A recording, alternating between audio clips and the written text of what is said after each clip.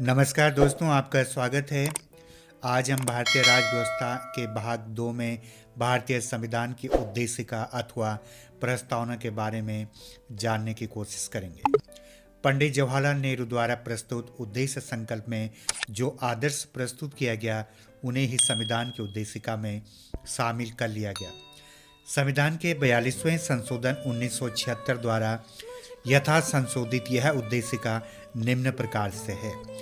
संविधान के 42वें संशोधन जो हुआ था 1976 में, उसके द्वारा यथा संशोधित यह उद्देशिका जो है निम्न प्रकार है। हम भारत के लोग भारत को एक संपूर्ण प्रभुत्व संपन्न समाजवादी पंथ निरपेक्ष लोकतंत्रात्मक गणराज्य बनाने के लिए तथा उसके समस्त नागरिकों को सामाजिक, आर्थिक और राजनीतिक न्याय, विचार, अभिव्यक्ति, विश्वास, धर्म और उपासना की स्वतंत्रता, प्रतिष्ठा और अवसर की समता प्रदान करने के लिए तथा उन सब में व्यक्ति की गरिमा और राष्ट्र की एकता और अखंडता सुनिश्चित करने वाली बंधुता बढ़ाने के लिए दृढ़ संकल्प होकर अपनी इस संविधान सभा में आज दिनांक 26 नवंबर 1949 ईस्वी मिति मार्ग 6 शेर शुक्ल सप्तमी संवत 2006 विक्रमी को एतद द्वारा इस संविधान को अंगीकृत, अधिनियमित और आत्मा प्रेरित करते हैं। तो ये उद्देशिका या प्रस्तावना में ये 42वें संविधान संशोधन 1976 द्वारा उद्देशिका में ये निम्न प्रकार से वर्णित किया गया है। तो यहाँ से जो परीक्षा के अंतर्गत महत्वपूर्ण बिंदु या प्रश्न पूछे जाते हैं, उन पर हम चर्चा करते हैं। प्रस्तावना की जो मुख्य बातें होती हैं, उसमें जो परीक्षा के अंतर्गत क्वेश्चन पूछे जाते हैं वो निम्न प्रकार हैं। संविधान की प्रस्तावना को संविधान की कुंजी कहा जाता है। तो ये संविधान की जो प्रस्तावना है, इसको संविधान की कुंजी भी कहा जाता है।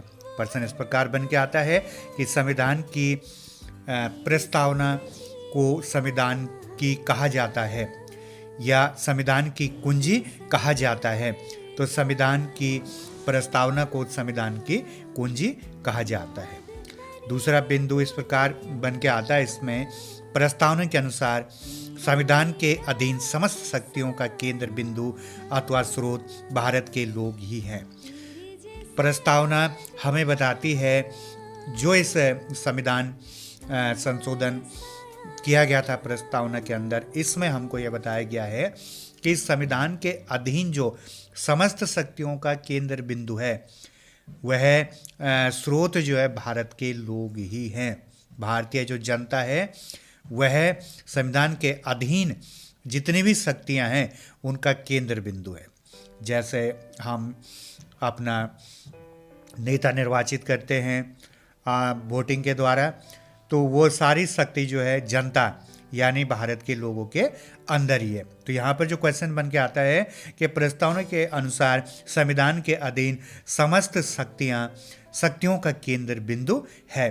तो इसका आंसर हो जाएगा कि समस्त शक्तियों का केंद्र बिंदु जो संविधान के अंतर्गत है, भारत के लोग हैं। अगला बिंदु जो इसके अंदर बन के आता है, प्रस्तावना में लिखित शब्द यथा हम भारत के लोग इस संविधान को अंगीकृत, अधिनियमित और आत्माप्रेरित करते हैं, भारतीय लोगों की सर्वोच्च संप्रभुता को उद्घोषित करता है।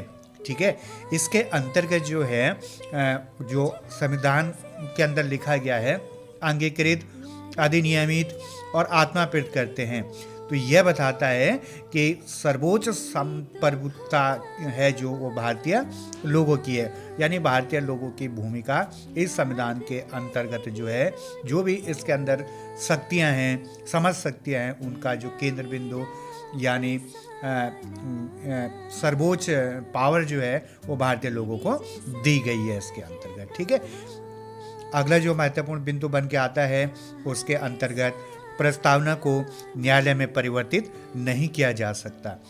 यह अक्सर परीक्षा के अंदर पूछा गया है कि क्या प्रस्तावना को न्यायालय में परिवर्तित किया जा सकता है या प्रस्तावना को परिवर्तित किया जा सकता है। ऑप्शन आते हैं इसके अंदर उच्च न्यायालय में, उच्च न्यायालय में, सर्वोच्च न्यायालय में या किसी भी न्यायालय में नहीं, इस प्रकार के ऑप्शन बन के आते हैं।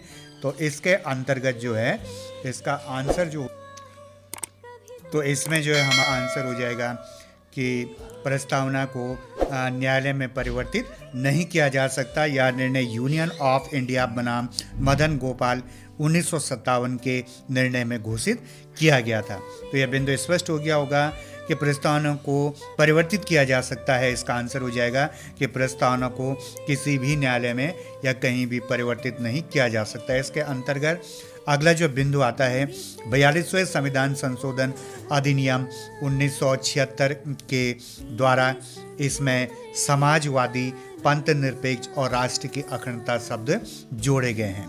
तो यह महत्वपूर्ण बिंदु है परीक्षा की दृष्टि से। 42वें संविधान संशोधन अधिनियम 1976 के द्वारा इसमें समाजवादी, पंथ निरपेक्ष और राष्ट्रीय अखंडता शब्द जोड़े गए। तो इसमें जो क्वेश्चन बन के आता है वो इस प्रकार से आता है कि 42वें संविधान संशोधन के अंतर्गत 1976 के द्वारा इसमें कौन कौन से शब्द जोड़े गए हैं। तो इसमें जो है एक समाजवादी जोड़ा गया है, पंथ निरपेक्ष और राष्ट्र की अखंडता शब्द जोड़े गए। यह इस प्रकार से भी यह क्वेश्चन बन के आ सकता है कि समाजवादी, पंथ निरपेक्ष और राष्ट्र की अखंडता शब्द के संविधान संशोधन के द्वारा इसमें जोड़े गए हैं। तो इसका आंसर हो जाएगा 42वें संविधान संशोधन के अंतर्गत इसमें जोड़े गए हैं।